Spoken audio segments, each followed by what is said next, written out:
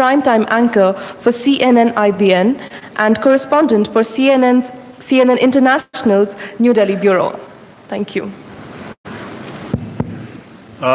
Friends, in this panel, we will be discussing the remarkable book, Line on Fire by Happy Mon Jacob of JNU.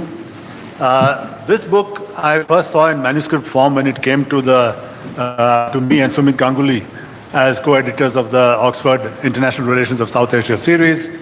And apart from the very solid research that has gone into the book, 80 interviews on both sides of the line of control, what was remarkable is that an Indian scholar getting access to the Pakistani military and the Pakistani side of the line of control, and it is so far a unique piece of work in this respect, and being able to reflect on the phenomenon of ceasefire violations on the line of control, which he has appropriately called the line on fire, from both sides, getting both angles. And this has major implications for theorizing about escalation dynamics. Now, he has invented the concept of autonomous military factors as a driver or a cause behind the ceasefire violations on the line of fire, and how this then has further outcomes in terms of the creating a climate where escalation is highly probable. This book was written after the surgical strikes, but before the Balakot episode earlier this year. And I would also invite the panelists to reflect on what this means for theorizing about escalation dynamics post Balakot also.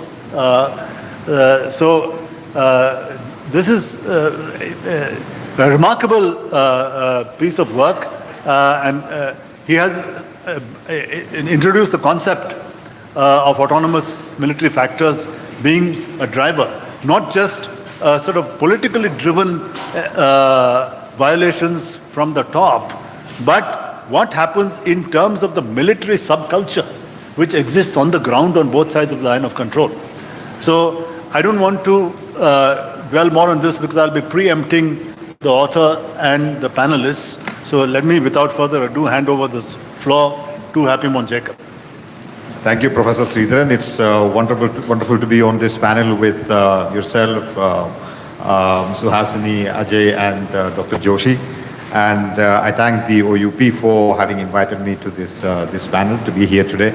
I should tell you a little bit about how I went about writing this book before I tell you what the arguments are that I propose in this book. So about 3 years ago, I was talking to some of the retired military officers on the Indian and Pakistani sides about why do we have ceasefire violations in the line of control. And I gave them some standard arguments given by the Indian side and the Pakistani side. I said that's because the Pakistani side infiltrates terrorists into the Indian side and they give covering fire, and that's what leads to ceasefire violations.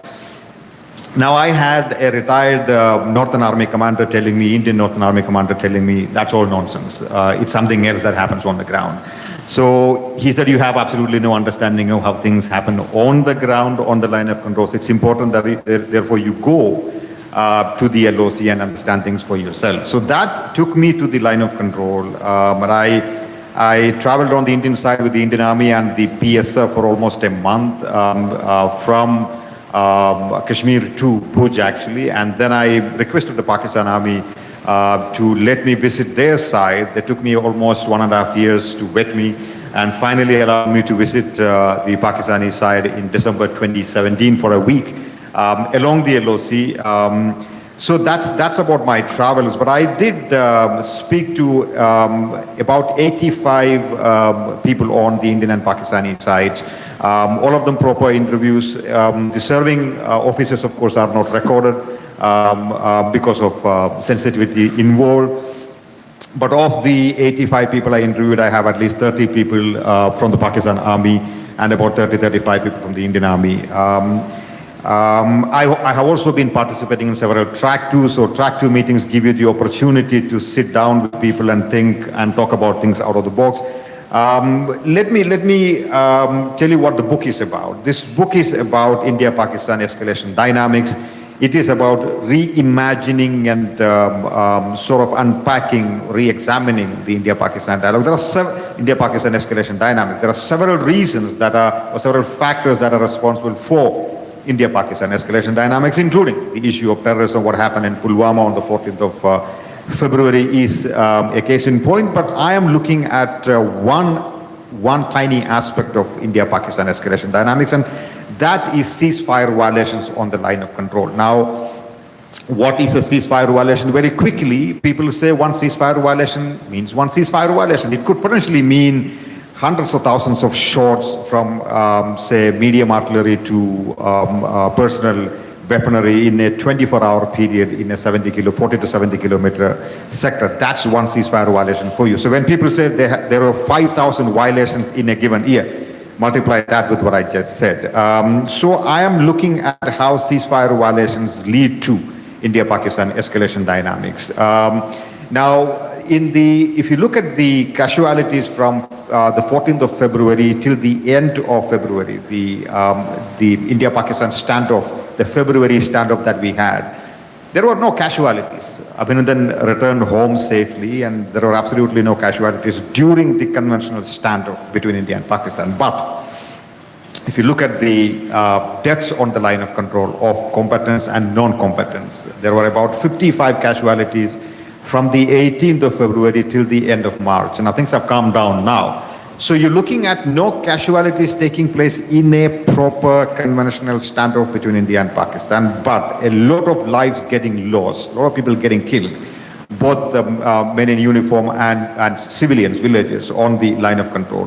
Now that to me is war by other means. And yet, if you look at the traditional literature on India-Pakistan escalation dynamics, you would see that the ceasefire violations and what these ceasefire violations lead to are hardly considered to be escalatory in nature. If anything, it is often considered to be de-escalatory in nature. People say, oh, now we don't have a standoff, things have shifted to the line of control, they will get contained there. So that's often seen as de-escalatory in nature. I'm trying to challenge that argument in this book. So the two arguments that I'm making are, one, that the ceasefire violations are not generally planned or directed by higher military authorities or political authorities in Delhi, Islamabad / Rawalpindi.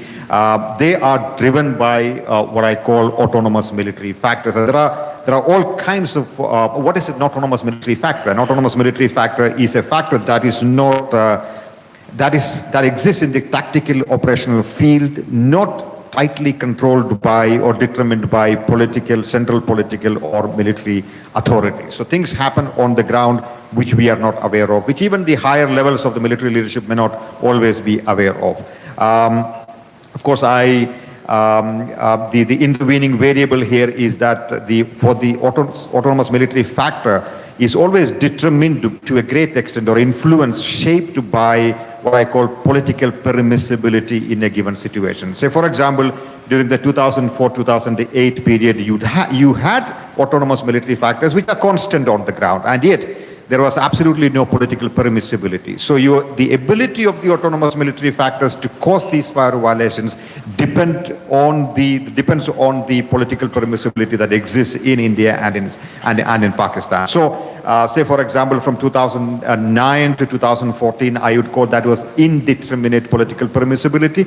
So that has its own implications for how autonomous military factors have an impact on ceasefire violations. At this point of time, from 2015 onwards, I would say there is clear political permissibility to do what the armed forces please in a given situation on the line of control. So I have this typology of autonomous military factors: retributive, operational, inadvertent, cultural factors, etc. Just to give you one example as to what do I mean by an autonomous military factor, and Ajay here would be able to tell you more about that. When a new battalion gets appointed to a new sector, both in the BSF or Pakistan Rangers or Indian Army or the Pakistan Army, the opposing side, in the opposing sector, will invariably fire at the incoming battalion. That's called a welcome fire.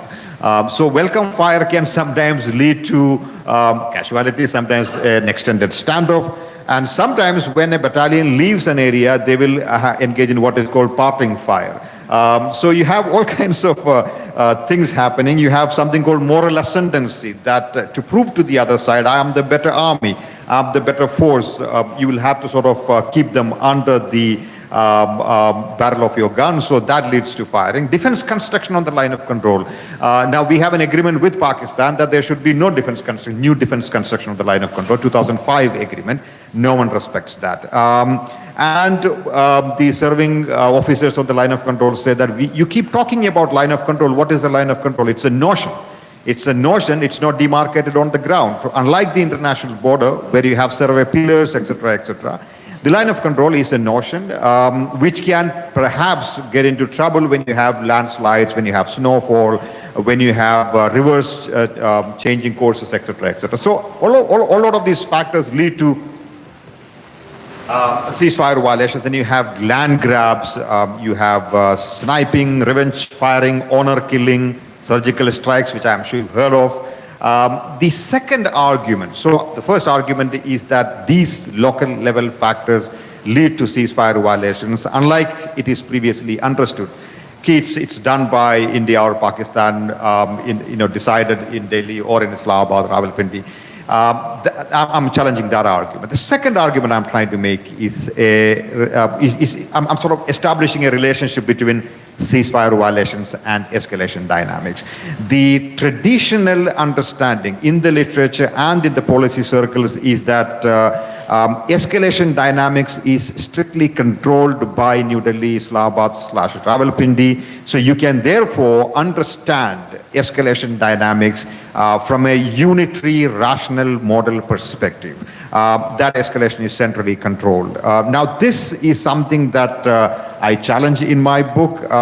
In fact, I have detailed 8 cases from starting with 2001 up to 2016, where I show that ceasefire violations, either on their own or in combination with terror attacks, have led to escalation. And I also define what is an escalation. I have 3 types of escalation. I talk about military escalation, political escalation, and diplomatic escalation. So it is not just a terror attack that can lead to escalation between the 2 sides, which is the common sense wisdom, the traditional understanding, but also that ceasefire violations can lead to escalation between India and Pakistan. This kind of a theorization, that it is centrally controlled, centrally calibrated, this kind of a theorization does not expect the possibility of autonomous military factors triggering ceasefire violations in turn triggering escalation between India and Pakistan, and ceasefire violations and terror attacks together causing escalation. And it also sometimes does not take on board the possibility of inadvertent or accidental escalation between the 2 sides. There is a strong belief within the politico-military class in India. We've been there before. We know how to manage this. We will handle this. The heavens are not going to fall. So let that firing continue to take place. I talked about the 8 cases where I discuss ceasefire violations leading to escalation. I'm not going to talk about that anymore. Let me give you some theoretical implications of my study. The first is that the India-Pakistan escalation dynamics is a complex picture. It's not a very neat, uncluttered picture that emerges from this kind of a study. If you want to understand why India-Pakistan escalation takes place, you cannot use the Cold War models of calibration or standoff and the sort of escalation literature that used to talk about how, say, the Soviet Union and the United States sort of had a central delicate balance, etc. I think that literature is probably not very useful in the India-Pakistan context. You need to really be prepared to understand and prepared to examine this very cluttered, not so neat escalation ladder. That's number one. I think secondly, I keep talking about the abdication of political responsibility in my book. What do I mean by that? There is a very clear unwillingness to finalize and conclude agreements between India and Pakistan. We keep talking about the ceasefire agreement of 2003. There is no ceasefire agreement. What we have is a telephone conversation between the Director General of Pakistani Army and the Director General of the Indian Army. It's a telephone conversation. And so you have about the entire border in Jammu and Kashmir, the working boundary in Jammu and the line of control in Kashmir, managed by just a telephone conversation that took place 16 years ago. For God's sake, that's not enough. You need to have a proper ceasefire agreement in writing, in black and white. That doesn't exist. You don't have we have a peaceful border between India and Pakistan in Punjab, Rajasthan and Gujarat. But we still don't have an agreement, concluded agreement between India and Pakistan to even manage that border. So the ground rules agreement that India and Pakistan concluded in 1961, India does not go by that after 1971, after the Bangladesh war. So we don't have an agreement there either. There are no standard operating procedures jointly put together in black and white by the Indian Army and the Pakistan Army. There are certain verbal agreements.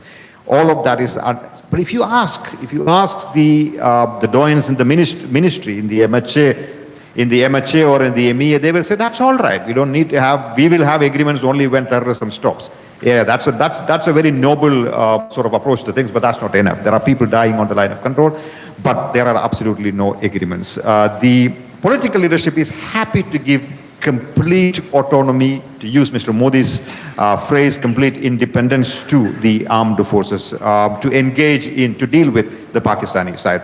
Again, that is a recipe for disaster. There is a strong belief within the political class that things happen on the border and let them continue because they are not going to escalate beyond a point. But even more importantly, today, given the politicization of the line of control, ceasefire violations and India-Pakistan relations, the politicians let things play out on the line of control to offset domestic criticism that they are not doing anything vis-a-vis Pakistan or in Pakistan vis-a-vis India. So this sort of letting things happen on the line of control increases the possibility of escalation manifold. But the question is, and I get this question very often, and I'll finish it in one minute, as to why not let these things boil at the subcritical level? What's the problem with that? The problem are, I think, several.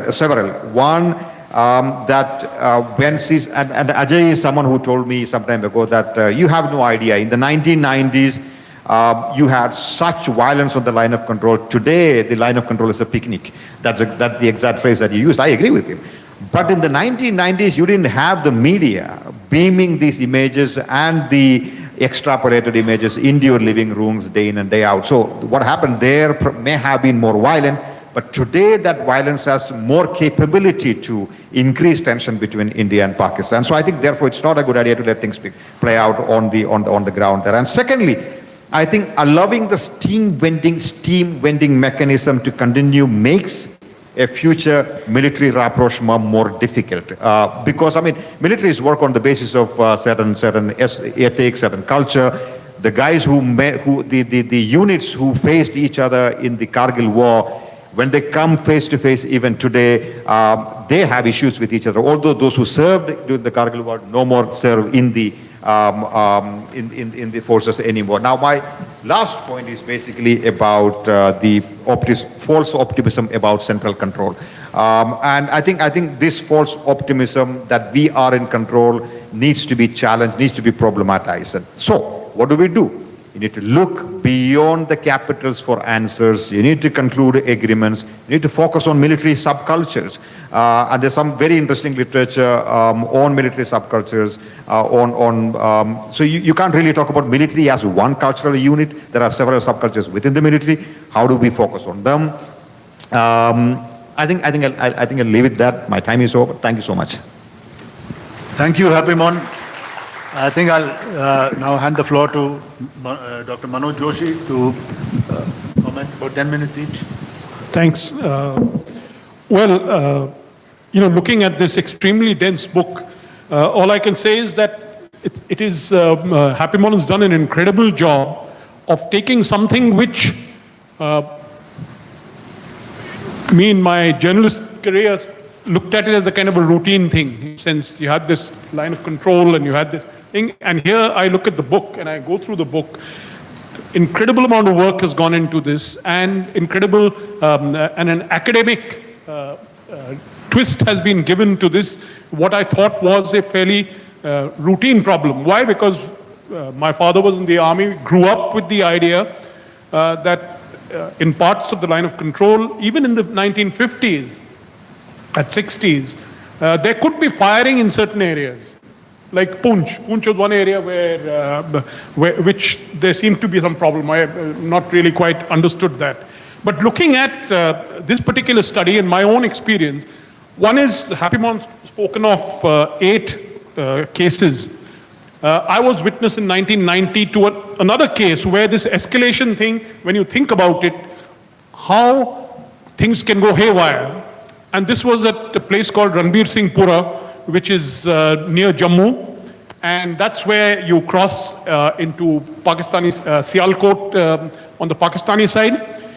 And 1990 was when this whole Kashmir thing had blown up in any case. And there was a lot of protest, and there was a lot of on the Pakistani side. And there was an alert along the line of control in February of 90.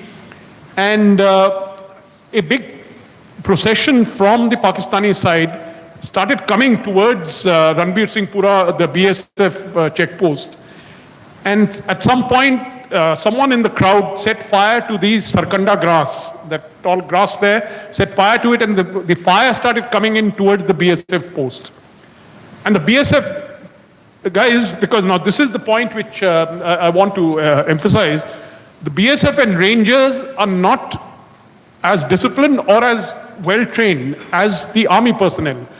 In this post, it was lucky there were 2 young army officers who had been sent there because of the alert, and they were able to contain the situation by asking the BSF to fire in the air to block the crowd from coming. Because you can imagine, had the and Ranbir Singh Pura is a pretty big post. It's not just a shack and something, it's a big post. Had this post been overwhelmed by this crowd, you would have had an immediate crisis between India and Pakistan there and then. The point I'm trying to make is that we are not, when you look at this whole 740 kilometers of the line of control, many things can happen at many places, and the way the twist, I mean, even the, let's say the Uri attack, it was the extent of casualties in the attack that forced India's hands. And the extent of casualties in any kind of a warlike situation was often, I didn't want to use the term accidental, but the point is they were circumstantial. The tents caught on fire, the more people died, even the Pakistanis probably who initiated the attack did not anticipate that. Pulwama again, I was speaking to an intelligence officer, why did Pakistan acknowledge, why did the Jaish-e-Mohammed acknowledge the attack? And they said maybe that was an error. I don't think they anticipated the extent of success. So the point is that 2 people get killed, you know, it doesn't, you escalated. If there is, and when you have explosives and guns, there's always the possibility that instead of 2 people, you end up killing 20, 30, 40 people. And that's what creates political pressure back home. Now, looking at the line of control, another interesting fact which I noticed in your this thing, the LOC is actually, it's not, it's delineated. It's not marked, there are no boundary pillars in there, but India and Pakistan have, Indian and Pakistani officers have gotten together and they have surveyed the points and they have marked out those points very clearly, and the documents exist with the respective DGMOs, which outline the outline where the line of control is. And that is why the fudging that was attempted in Kargil, when the Pakistani, when Musharraf and General Aziz, they said ki we'll say that the line of control is vague there. It's simply not true. The line of control is not vague anywhere. It's very precise. the one element of vagueness did creep in, and that was because of Sardar Swaran Singh, who was the External Affairs Minister after the Simla agreement. In Parliament, he made a statement on the line of control. That was the only public statement that was known. And he said that from that 9842 point, he didn't mention 9842, but he said Thang, and thence eastwards joining the glaciers. Now, when you look at that point and you look eastwards, you actually land up in Karakoram Pass. And that was the boundary which Pakistan started affirming. So I was a bit baffled by this, and I had done a major story on the Siachen Glacier episode, that how could the minister say eastwards when the spokesperson said that it was northwards. So I said, you give me some proof that it's northwards. And finally, I managed to have a look at the master agreement, which lay with the DGMO. And the master agreement said that the line of control stopped dead at 9842. It stopped dead at 9842. And so there was the lacuna of about 72 kilometers. And that gave the kind of, so in the entire LOC, there's a 72 kilometer gap between Indira Call and 9842. Otherwise, it's well known to both sides. It's marked very precisely. Meaning, and initialed, meaning those maps, the mosaic of maps have been initialed by people of both sides. Now, about the line of control itself, I think about the 2003 ceasefire, it's interesting because when you look at figures, you do find that there is almost a secular decline. Meaning, if you look at, if you start from 1990, you have huge amounts of movement, meaning you have people moving at least 1990, 91, 92, you have youngsters going from the Kashmir Valley to Pakistan for training, coming back, bringing vast quantities of weapons. I mean, we're talking of hundreds of AK-47s and machine guns, etc. Now, the interesting thing is all that's over. It no longer comes across. The current phase of militancy in the valley basically is dependent on snatching weapons, because they're not able to get the stuff across from the other side. Because partly it's fencing, partly it's patrolling, partly it's just the effort that went into that thing. So the line of control has kind of changed to an extent. The second point that I'd like to highlight is that the people who were coming across from the Pakistani side, from my point of view, basically it's the factor of using the bombardment on the line of control. It's a very important primary factor. Of course, Happy Mohan has brought out the question of rivalry and then signaling and that kind of stuff. But this business of trying to get guys across, and the people who come across are fairly remarkable. Because first of all, they're extremely fanatical and extremely dedicated. The Kashmiris would not be able to manage it, but I can assure you that the Pakistani Punjabis who come across are extremely fanatical. I have spoken to one or two who have been caught, and they have, and I've seen pictures. For example, I've seen pictures in winter in the northern sector when the snow had almost completely covered the fencing. You had people trying to get across, and these people were shot when they came across. But you can imagine through that snow, which must be 20 feet or something like that, they were all equipped for that to come across. Second instance was when a person who was caught in the line of control, he said that he had been hiding behind one rock in the rain and storm for 2 days while the army was searching all over. So you had extremely kind of fanatical and dedicated kind of people who are trying to get across. And the third very interesting phenomenon in infiltration, in violation of the ceasefire line, I don't know how you can correlate it, is moonless nights. That a lot of this happens in moonless nights, because especially in the Jammu area, which has got kind of serrated kind of a terrain, riverine terrain, there are kind of nalas and paths known to smugglers, etc. And they use the moonless nights to get across. And the problem is often this area is guarded by the BSF, equipment's not working, they've got thermal imaging stuff, something's gone wrong with this. So there are all sorts of problems that still operate. I think, how much time do I have? One, yeah. So all I would like to say in conclusion is that yes, I think Happy Mon brought out that point that there was a telephonic conversation which brought on the ceasefire. Now, it's very fortunate that the ceasefire came because I have the statistics, at least I think up to 2005, 2006, I have official statistics given to me, meaning unofficially, but official statistics which show that in some years, the Indian security forces have lost as many as 150 to 200 people on just the incidents along the line of control. 150 to 200 people.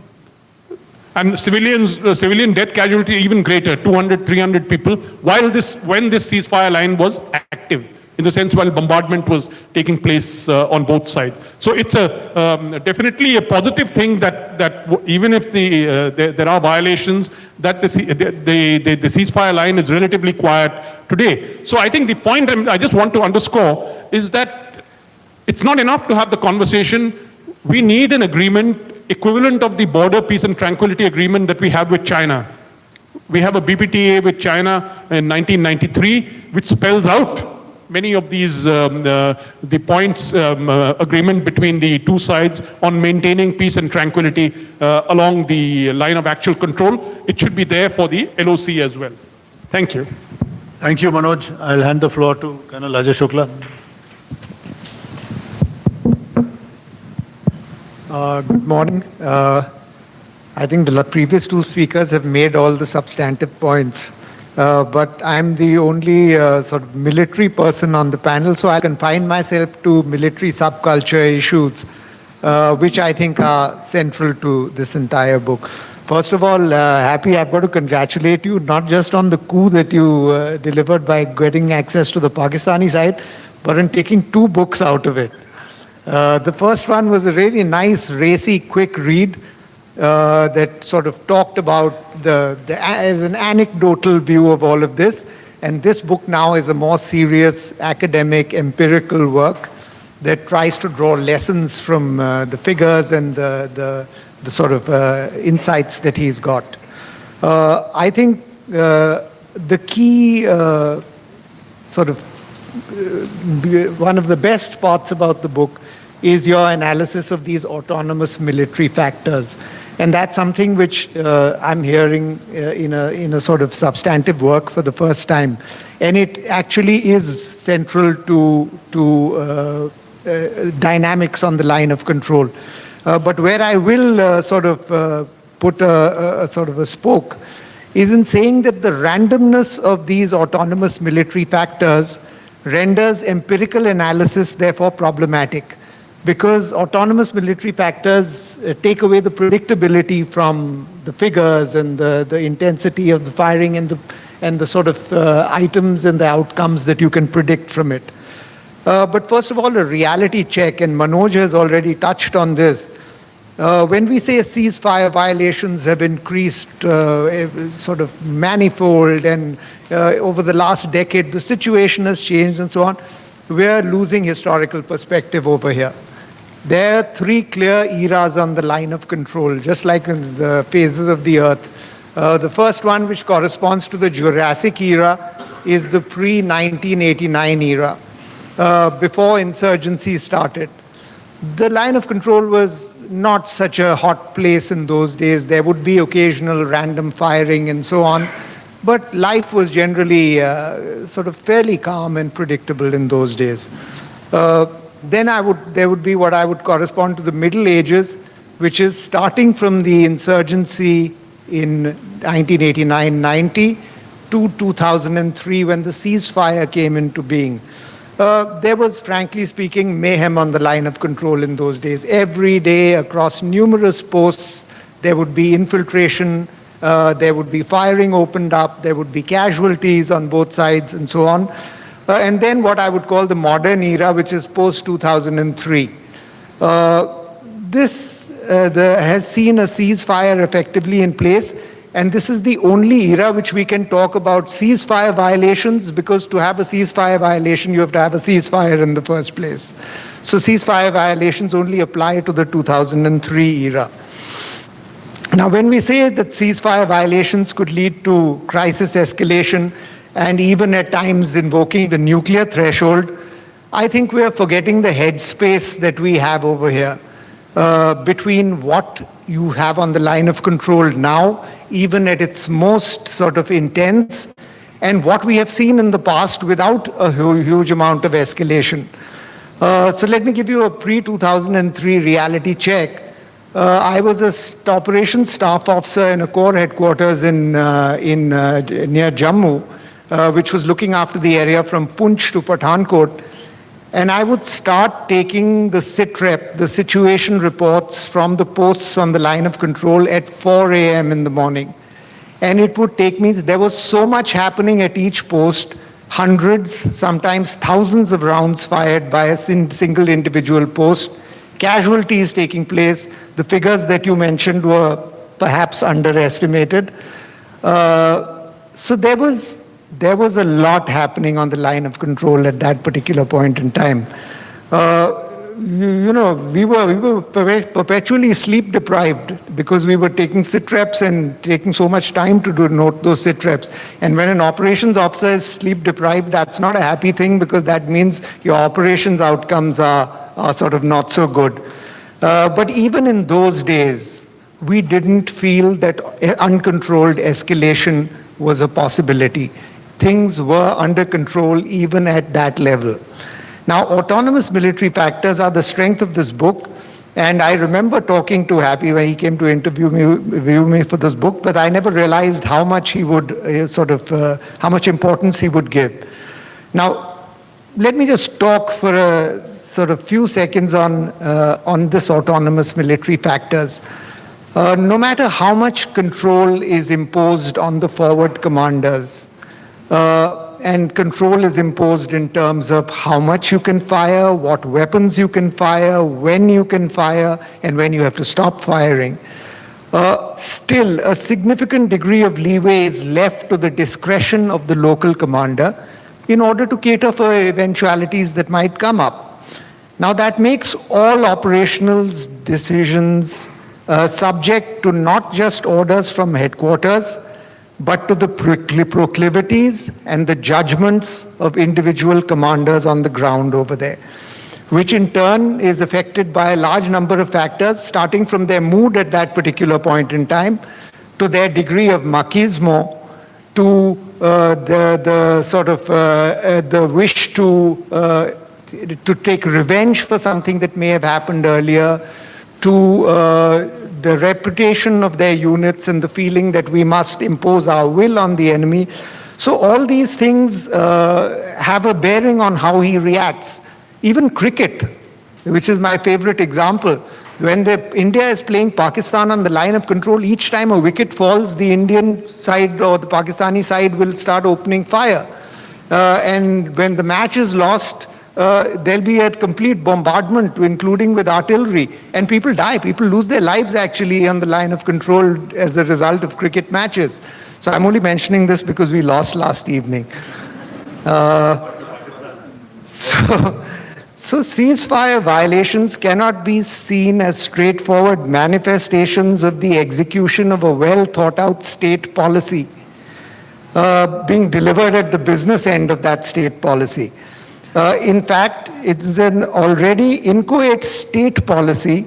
The state policy to begin with is inchoate, and that is being interpreted through a long chain of command, all the way from Delhi to that line of control, through multiple filters of the personalities of all the commanders along the way, and functionaries down that chain, especially the guy at the business end on the line of control.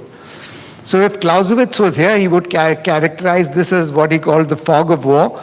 And this opacity, I have to add, is two-way. Just as state policy is being delivered on the line of control with multiple distortions, it's my belief that what actions are taking place on the line of control are being distorted on the way back up to the decision-making levels. So you don't have a straightforward sort of proportionate effect on government policy. Events on the ground are similarly distorted, and which brings me to my uncomfortable conclusion that the postulation of a direct correlation between ceasefire violations and escalation has to be taken with a degree of nuance and a degree of sort of skepticism over there. As an example, there was a raid in January 2000 that killed 21 Pakistani soldiers on the line of control. I have first-hand information of that. It's been reported in certain quarters as well. It was a huge escalation that was driven by local considerations at that point. I won't get into that. Logically, it should have led to a proportional escalation. But in fact, the cross-border raids did continue, tit-for-tat stuff did happen, but there wasn't a huge escalation. Why was that? Frankly, we don't know. It was something to do with personalities, something to do with policy. What I'm trying to say is that the correlation between cause and effect is never very clear.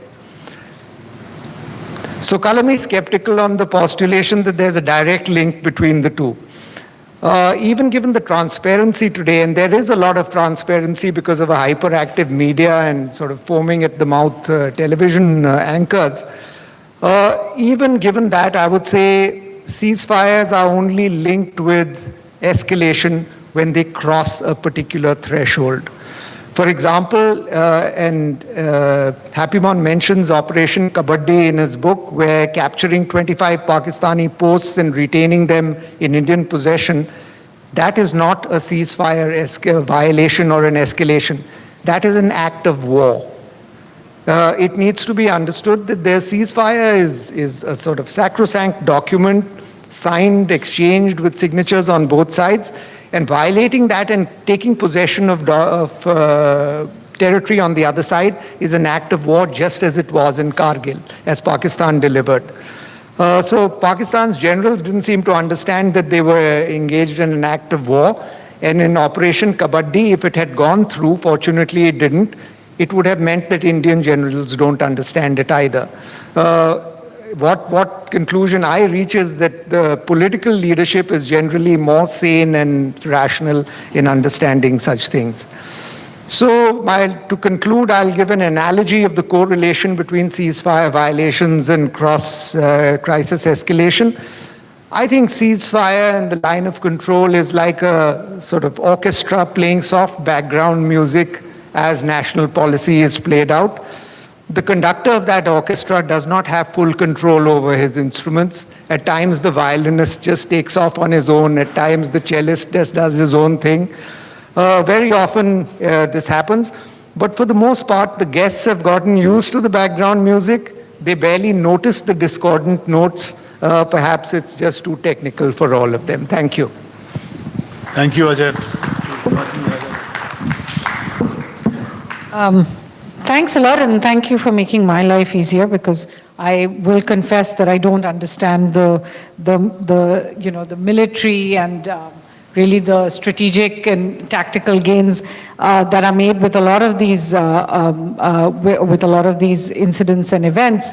But I will give you the journalist's perspective on what we've seen. To begin with, I read this book not just with interest, but with that kernel of green-eyed envy that journalists feel when you realize that somebody else has had an opportunity to actually see something that you would have liked to see firsthand. I have had the privilege of traveling to the LOC on both sides, but I think the kind of access and the kind of academic rigor that Dr. Happymon Jacob has brought to this book really make it something that, make a book that we will treasure for a very long time. And the realities portrayed in that book, I fear, are something we will live with for an equally long time. Now, there are many reasons why the post-Uri operations, I'm just calling them operations, of September 2016, and the post-Balakot air operations of February 2019 have been called game changers in the media. Many refer to them as surgical strikes. That's the phrase used, although we've heard so many times from people, especially outside of India and Pakistan, that really surgical strikes is not what you mean when you, when you refer to these. Many have called them paradigm shifts on the escalatory ladder, the reworking of nuclear deterrence theory and the rest. As a journalist, though, what really fascinates me is that in this age of internet and satellites and drones, and the ability of all this information, not just with us, but with third parties, disinterested parties, and interested parties as well outside, how is it possible that these two operations could be viewed quite so differently as they were in both countries? That means entire populations in India believe one thing, and entire populations in Pakistan believe exactly the opposite. You know, did 300 people die in Balakot, in the Balakot strikes? Or did a few trees get affected? Were dozens killed in terror camps deep inside POK? Post-Uri, or was it a simple cross LOC? I think on that side it's called a BAT operation that we've seen several times in the past and has been recounted by everyone before me. The truth is, well, we as journalists, and particularly our colleagues in television, can basically say anything. I mean, we can say it, we can write it. We write things on the basis of what we are being told. We are essentially hampered by that lack of access to the line of control, what is called the line on fire, if you like. We receive and report. And I'm being honest over here. I'm not saying that what we are reporting is unethical. I'm saying that what we are reporting is essentially hampered by our lack of access. So we're reporting many a time single source information. Some of us still have that old-fashioned belief that we have to write allegedly and reportedly and according to so-and-so sources. But for a large part of the media, and as a result, the reading and viewing public, what we're essentially doing is just transporting information without any filters on it, without any disclaimers at the bottom. Over the years, you know, we've gone from taking in single source information, and most of the time not even on the record single source information. You know, sometimes you'll have an official come out and actually say, here's what happened. But we'll not take questions. But then a lot of the times we're just going by what a source who is unwilling to put his credibility on the line, or certainly is putting your credibility on the line, by saying something happened. I'll give you a small example. Post Balakot, we were told very specifically by a senior official that the air operations were the end of it, that nothing happened after that. We all devotedly wrote that, attributing it to official sources. 3 weeks later, Prime Minister himself, in a public rally, said, I had 12 missiles waiting, you know, to be deployed or used. That straight away does put all our credibility at stake, and we've conveyed that, I have to say, back to the government. What's also happened over these years is we have adopted the language of one side or another. So when we report Pakistani unprovoked shelling, I'm talking about our side, I'm sure their side does the same. We say unprovoked firing by the Pakistani side. We use the term infiltrations or cover for infiltrations. These are all terms that our side is using. We're not necessarily getting the other side of just what was coming over the LOC or through these tunnels. We use the word retaliatory fire. We use the word matching fire. Essentially, all of that is one-sided reporting. That is giving you one side of it. We completely believe our side of it. I'm not saying that we're being, you know, sort of lying over there, but the truth is that it is one-sided. It is in this scenario, which is really the fog of war in peace times. I think there's no other way of describing it. We just live in a perma fog in peace times. Where Dr. Jacobs' research in particular and the findings are the most valuable. He's given us a picture from the ground that most of our television warriors with fatigues and bunkers built inside their studios, I'm not really sure whether they can use them in an actual war, fail to do that. The book and the one just prior to it that Ajay referred to, The Line of Control, as well as a website I would like to mention that Dr. Jacob has started called the Indo-Pak conflictmonitor.org, are important sources of understanding and must be studied as any conflict, as any area of conflict must be studied from both sides. I also hope that over time we see more about each of these escalation incidents being declassified, being written by military people, made available to scholars on both sides. If you're going to live in this permanent state of war or permafrost, the problem for journalists is it is never a good time to ask questions, because we're always in this situation. We never actually call off ceasefire violations. We just have more ceasefire violations and less ceasefire violations, and suddenly we hear, today is July, we hear that infiltrations are down 43% in the last 6 months. There's no real, day-by-day explanation or even a regular explanation. Or an accountability for the outcomes. Everyone mentioned the Uri attacks. What we do remember, and I think Manoj referred to this, is that of the 20-odd people who were killed, 16 of them actually died in a fire. 4 or 5 actually died in the firing. Was there any kind of inquiry about why those 16 were living in tents which were inflammable, were sleeping at that particular time, and all the rest of that? I don't see that kind of time for questioning left anymore, and that's where this book really does give us a basis to go off. I have 2 minutes. Everyone's spoken about the AMFs and their role in CFVs and the military subculture, so I won't go into that. As well as I would love to talk a lot more about Operation Kabaddi, simply because it's the first chapter and it grabs you. And it tells you so much about everything else. You get in a nutshell exactly what can happen, exactly what can go wrong, and exactly how the system works.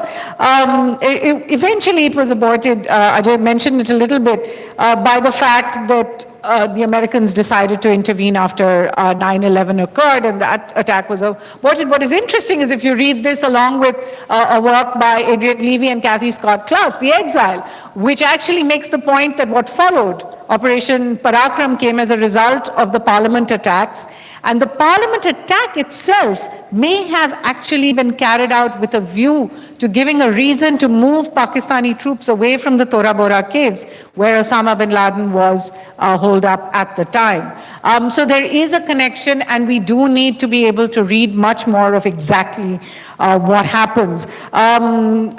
Finally, we will ask the question, why does the LOC matter? It's one arcane place, it's like the tracer fire we used to watch, or those scuds going across during the Iraq war. It's something that plays out. Our televisions tell you exactly what has happened. It doesn't really affect us. And I want to make the case that the reason the LOC counts is because this is where the final settlement, Pakistan refers to the unfinished business a lot of times. This is where the final settlement is going to be based. There are those, many in government today, who will tell you that no settlement is possible without the last 1/3 of Kashmir. But deep down, everyone, and I would say including most of us, know that the truth of the statement lies in something a previous Prime Minister said, that there will be no redrawing of boundaries. That unless someone comes up with a better version of it, the Musharraf-Manmohan formula, unpopular with regimes on both sides today, will be the only real solution that anyone believes in. So we must study the LOC, as Dr. Jacob has done, and I hope he does further, not just because it could become the front line of the next war, but because along it also lies the best chance we have of a lasting peace. Thank you. Thank you. I'd like to thank all the 3 speakers and, of course, the author. Now we have, according to my watch, about 12 minutes.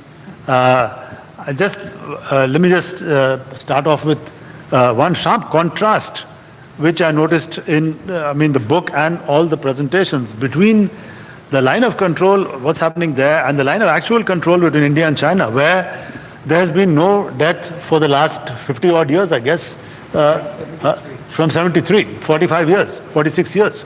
And because we've had there 4 formal agreements on border management in 1993, 96, 2005, and 2013, if I'm right. And the contrast...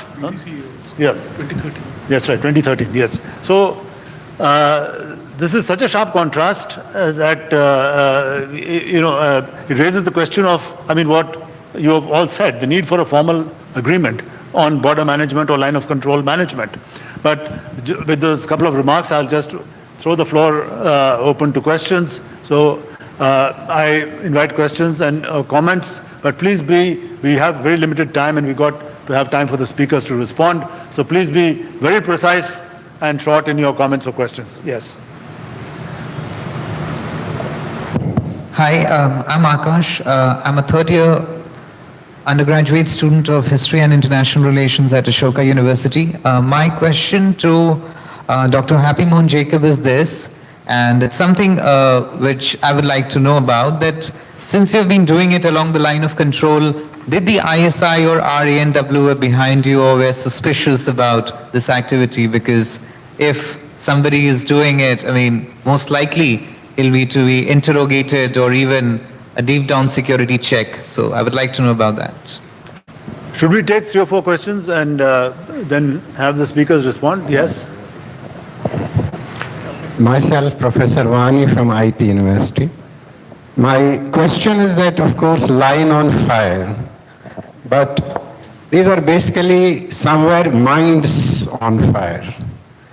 And I don't find that that part is being sufficiently addressed, where from the fuel is coming to the fire on the line. And that needs to be addressed. And second, as regards the agreements, why there has not been any development further on Shimla agreement?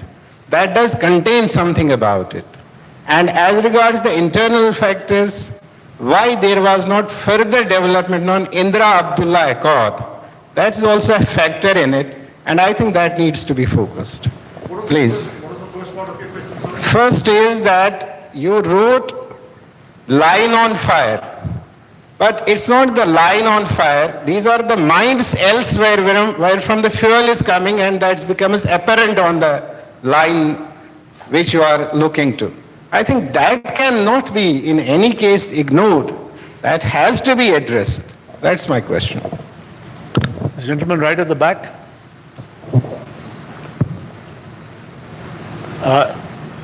Yes, right at the back, on the left.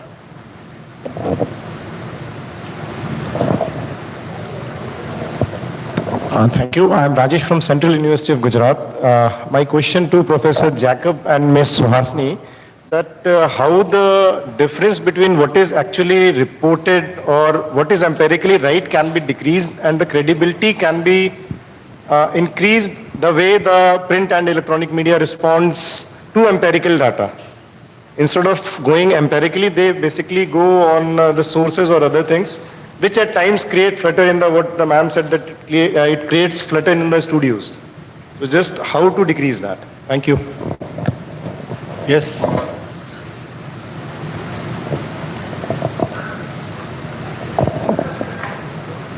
I'm Colonel Verma. I have served in border areas where these ceasefire violations used to take place. My comment would be that ceasefire violations affect local people. Children are not able to go to school or for work. And also, there are large number of maimed people, injured people who are in the border areas. So this is not an easy thing for the border people. It affects their life, everyday life. Thank you. We'll take one more question in this round. Anybody? Yes. So I thought there was a straightforward dispute over a very important regime of facts. And tell me if I got it right. Happyman is saying there is no line of control which is physical, it's notional. And I thought Manoj said that there is actually a line of control. And it has been clearly laid out, except 72 kilometers, if I remember correctly, of the 740 kilometers, only 72 kilometers are unmarked. Which way is it? Okay, let's have a round of responses from, yes.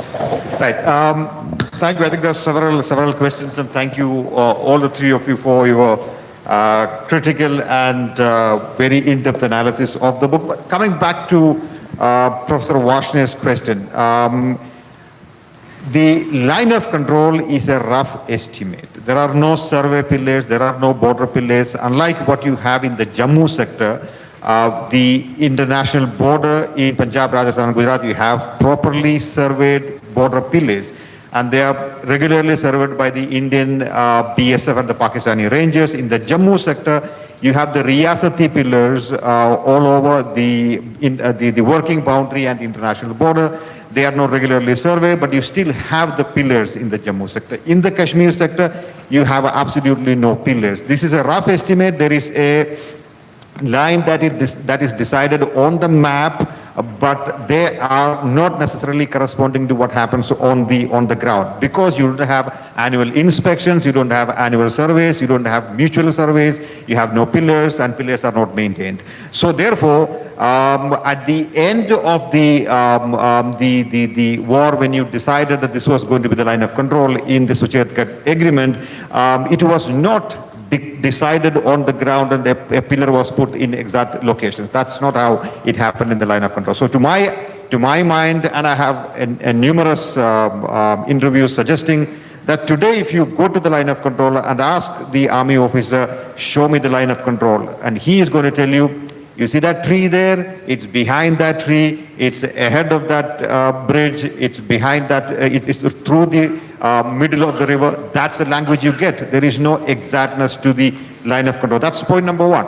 Now, there was another point that Dr. Joshi made about the linkage between ceasefire violations and infiltration. Now, I don't disagree with the fact that there is a larger overhang of terrorism, infiltration, under which all of this is happening, the firing and all of this is happening. I'm not disagreeing with that. What's my point? My point is that there is no statistical relationship between ceasefire violations and infiltration.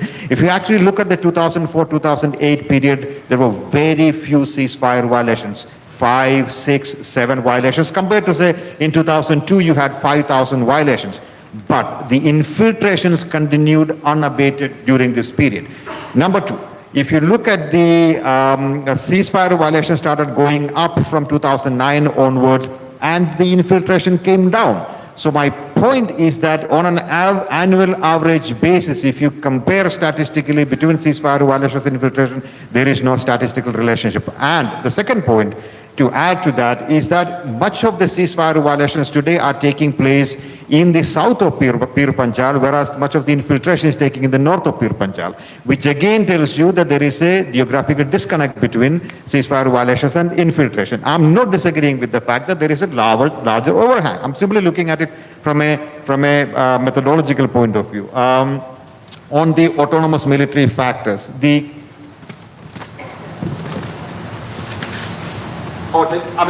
there was a question about data. How do we go about data? I think what we did basically is that from 2002 onwards, we started collecting data on ceasefire violations and escalation. So we have this data set that's available online. So we look at daily newspapers from India and Pakistan and created this data set of how many ceasefire violations took place, where they took place, when they took place, because the government data basically tells you that in the year 2002 you had 5,000 violations. It doesn't tell you when, where, and why. So our data basically sort of unpacks that and tells you where it took place, why it took place, and when it took place, etc. Now there is the argument that